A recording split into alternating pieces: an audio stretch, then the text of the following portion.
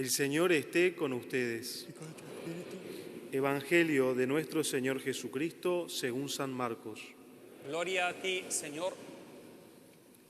Jesús dijo a sus discípulos: en aquellos días el sol se oscurecerá, la luna dejará de brillar, las estrellas caerán del cielo y los astros se conmoverán, y se verá al Hijo del Hombre venir sobre las nubes, lleno de poder y de gloria. Y Él enviará a los ángeles para que congreguen a sus elegidos desde los 4 puntos cardinales, de un extremo al otro del horizonte. Aprendan esta comparación tomada de la higuera. Cuando sus ramas se hacen flexibles y brotan las hojas, ustedes se dan cuenta de que se acerca el verano. Así también, cuando vean que suceden todas estas cosas, sepan que el fin está cerca, a la puerta. Les aseguro que no pasará esta generación sin que suceda todo esto. El cielo y la tierra pasarán, pero mis palabras no pasarán. En cuanto a ese día y a la hora, nadie los conoce, ni los ángeles del cielo, ni el Hijo, nadie, sino el Padre. Palabra del Señor. Gloria a ti, Señor Jesús.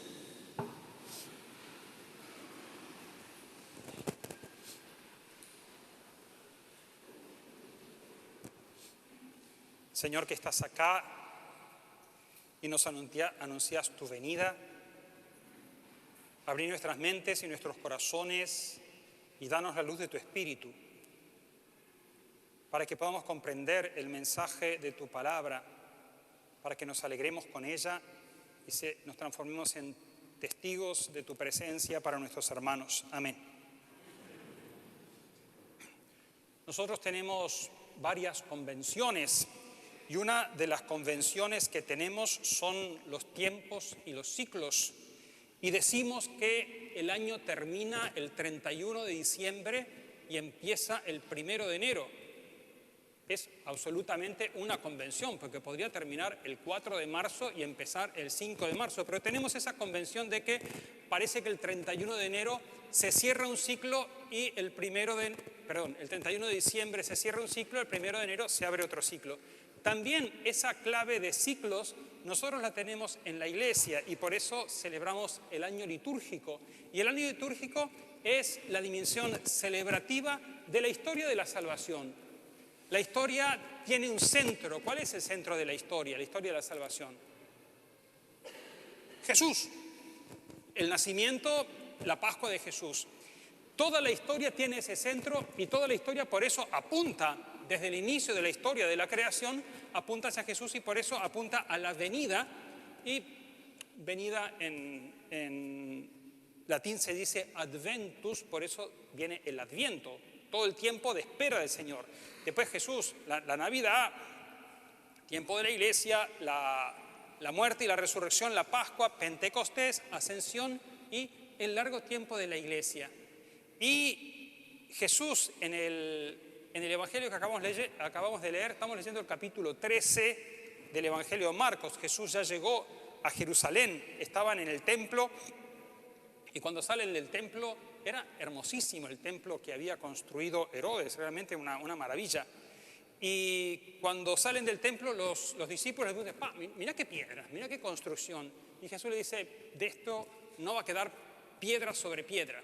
Y de hecho en el año 70 se destruyen el templo los romanos. Y a partir de ahí surge todo este evangelio que acabamos de proclamar. Y el Señor dice: entonces el sol se oscurecerá, la luna dejará de brillar, los astros caerán del cielo y verán al Hijo del Hombre venir sobre las nubes del cielo. Jesús se llamaba a sí mismo el Hijo del Hombre, que era una locución propia del profeta Daniel, que leemos en la primera lectura. Y dice: entonces verán venir al Hijo del Hombre lleno de esplendor sobre las nubes del cielo. Entonces, la historia que tiene su centro en la venida histórica de Jesús tiene también su final.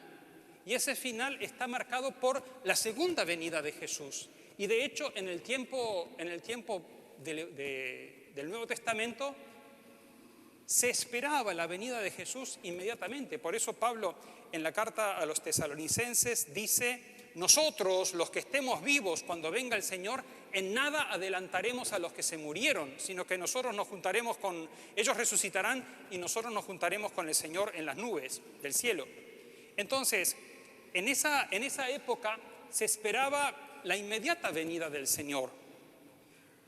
Claro, esperar requiere paciencia, por eso yo tengo tanta capacidad de esperar. Esperar requiere paciencia, pero claro, esperar 2000 años es un poco largo. No sé si alguno de ustedes tiene esa experiencia de esperar, de repente hay alguno que tiene edad. Es decir, la iglesia que espera hace 2000 años la venida del Señor tiene que mantener activa esa esperanza. ¿Por qué? Porque si no, vivimos como si el Señor no fuera a venir. Y la venida del Señor es la meta de la historia. Nuestra historia no es una historia que no tiene su punto final. No es un partido. Hoy me dijeron que había un partido, no tengo idea del fútbol. Hoy me dijeron, dicen que la mitad de la parroquia no está porque está en el partido de fútbol. No es un partido en el que no sepamos cuál va a ser el resultado. O no es una elección en la cual dice, el 48% está para un lado y el 46% está para el otro. La historia no es una interrogante, la historia ya tiene su meta. Y la meta es Jesús resucitado que reúne a todos junto a Él y los entrega al Padre. Entonces, ¿por qué es importante comprender la meta? Porque sin meta no sabemos hacia dónde caminamos. El caminante es importante que camine, pero es importante que sepa cuál es la meta, porque si no, camina sin sentido. No tiene sentido caminar sin querer alcanzar una meta. Entonces, así como nosotros tenemos la certeza de la encarnación de Jesús, la encarnación del Hijo de Dios en Jesús, en Belén, en Nazaret, hijo de la Virgen María, etcétera, de la predicación de Jesús, de su muerte histórica en tiempo de Poncio Pilato, de su resurrección. Nuestra fe es una fe anclada en la historia. Tenemos un pasado que está marcado por nuestra fe y tenemos un futuro que también está manifestado. Y esta segunda venida del Señor es tan cierta como la primera venida, más allá de que el lenguaje que utilice es un lenguaje que nos resulta ajeno a nosotros por la diferencia de cultura y por la diferencia de tiempo. Es un lenguaje que se llama apocalíptico. En griego, apocalipsis quiere decir revelación. Por eso había un autor que cuando hace el comentario del Apocalipsis dice la claridad del Apocalipsis, porque nadie entiende nada que quiere decir el Apocalipsis porque son signos sobre signos y sobre signos. Pero ese lenguaje apocalíptico es propio de una época y de una circunstancia y utiliza una cantidad de categorías simbólicas que a nosotros nos resultan bastante ajenas. Por eso esos cataclismos cósmicos nos resultan bastante ajenos. Y la importancia de eso es el Señor viene. Entonces, nosotros tenemos en el arco de nuestra historia una certeza del pasado marcado por nuestra fe. Nuestra fe no es una fe en mitos. Nuestra fe es una fe en la intervención de Dios en la historia. Y así como salvó al pueblo de la esclavitud de Egipto, así como lo condujo por el desierto, así Jesús nació en la historia, Jesús murió y resucitó. Está anclada allí nuestra fe en el pasado y tenemos la otra ancla que es el futuro. Y el futuro definitivo es Jesús que viene y nos recoge a todos con Él. En aquel tiempo dice la carta a los Corintios, cuando haya derrotado a todos los enemigos. Y los enemigos, cuando habla de los enemigos, no está hablando de personas. Cuando habla de los enemigos está hablando de la muerte y del pecado. Habiendo derrotado a todos los enemigos, dice la carta de los Corintios, entonces Jesús reunirá a todos con Él y pondrá el reino a merced del Padre. Entonces, el pasado, nuestra fe, el futuro, nuestra esperanza y este arco del pasado, nuestra fe, y el futuro, nuestra esperanza, es para resolverlo en el amor.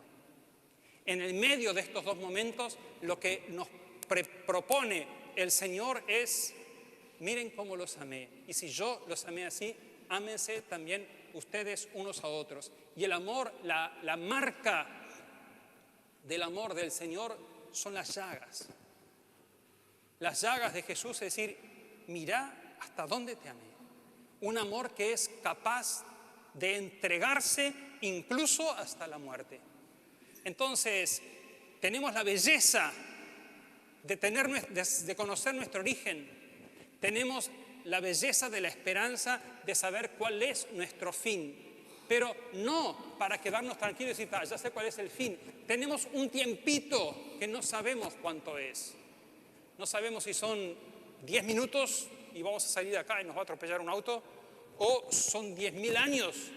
Pero lo importante es saber que esos 10 minutos o esos 10.000 años que tenemos que vivir, los tenemos para vivir en esa tensión de una caridad que se hace servicio concreto para nuestros hermanos. Entonces, allí vale la pena vivir la vida. El domingo que viene vamos a celebrar justamente la fiesta de Cristo Rey. Y la fiesta de Cristo Rey es la celebración litúrgica de la segunda venida del Señor. Y ahí vamos a gritar con todas nuestras fuerzas: anunciamos tu muerte, proclamamos tu resurrección. Sí, ustedes dicen ven Señor Jesús porque toca decir eso en el momento de la liturgia.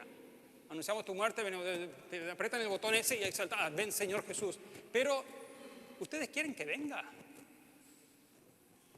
Están convencidísimos.